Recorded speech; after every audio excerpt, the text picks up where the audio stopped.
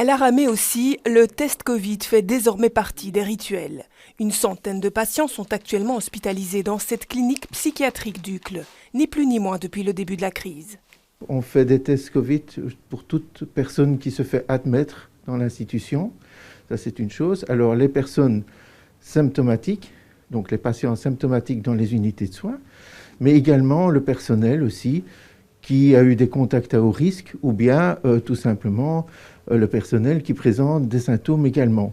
Depuis plusieurs semaines, aucun cas de Covid n'est à déplorer. Si le personnel soignant s'habitue aux mesures sanitaires mises en place, du côté de certains patients, cela peut provoquer des angoisses.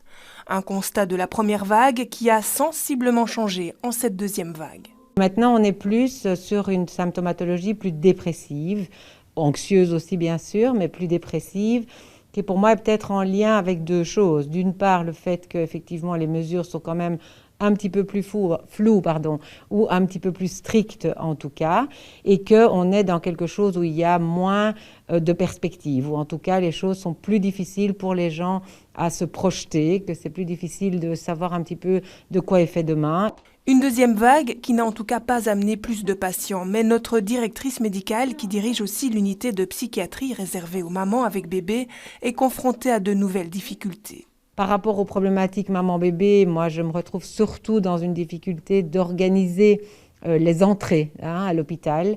Les choses sont beaucoup plus laborieuses, beaucoup plus difficiles, avec des réunions avec le réseau qui sont en fait pas toujours, voire pratiquement jamais en présentiel. Seule lueur d'espoir qui pourrait faire un peu baisser la tension, l'arrivée des vaccins.